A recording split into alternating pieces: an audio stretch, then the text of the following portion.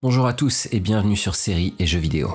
J'avais des remords à casser Amazon Prime à propos de Deutschland alors que j'avais conseillé une de leurs séries il y a quelques semaines et je vous en avais toujours pas proposé ma critique. J'avais prévu il y a déjà un bon moment de faire une vidéo sur cette série, mais je me suis ajouté des projets qui m'ont pris tout mon temps. Voici donc enfin ma critique de Homecoming qui est sortie il y a un mois de ça sur Amazon Prime. Générique.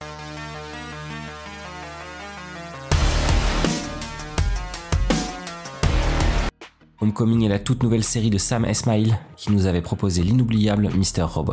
On y découvre les aventures de Heidi Bergman, une psychologue qui travaille pour un projet gouvernemental de réinsertion des soldats à la vie active. La série est une adaptation d'un podcast qui avait débuté aux États-Unis en 2016 et qui a eu un succès assez impressionnant. La chronologie se déroule sur deux lignes temporelles. En 2018, Heidi découvre son nouveau poste et le nouvel arrivage de soldats qui lui est proposé. De l'autre côté, en 2022, Thomas Carrasco est un inspecteur du département de la Défense qui entreprend une enquête sur une plainte au sujet de pratiques de la société qui embauchait Heidi Bergman 5 ans plus tôt.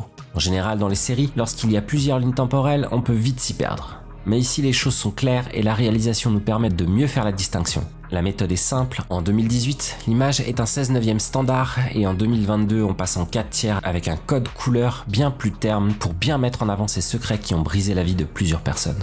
Toute la saison tournera plus ou moins autour d'un patient en particulier, Walter Cruz, un jeune soldat qui revient du front et qui a perdu des compagnons d'armes dans des circonstances bien traumatisantes. Il est comme bien d'autres atteint du syndrome post-traumatique et son passage par le bureau d'Heidi semble nécessaire. On apprend rapidement que les patrons d'Heidi ne font pas partie de l'administration américaine et qu'une société aux intentions pas vraiment recommandables est derrière tout ça. L'enquête de Thomas Carrasco va donc permettre de mettre en avant une conspiration privée qui utilise les soldats pour se faire de l'argent au profit de l'armée. Jeremy Allen White de Shameless fait aussi partie de l'équipe et interprète un patient qui va à lui seul remettre en cause le programme par ses réactions paranoïaques. Homecoming est selon moi une série à voir. On se demande au départ où veut en venir Sam Esmail parce que la trame scénaristique est un petit peu longue à se lancer, mais quand on arrive à la fin des 10 épisodes de cette première saison, on se dit qu'on a découvert une belle nouveauté dans tous les sens du terme. Il y a très peu de séries ou de films qui sortent de l'ordinaire comme Homecoming du fait de sa mise en scène, du jeu des acteurs, des rebondissements bien ficelés et des petites astuces qui justifient de belles révélations sans qu'on tombe dans le sensationnel. Les personnages y sont réels, il n'y a pas de super-héros dans cette série et même Thomas Carrasco est l'enquêteur le moins charismatique et le moins efficace de l'histoire des séries télé.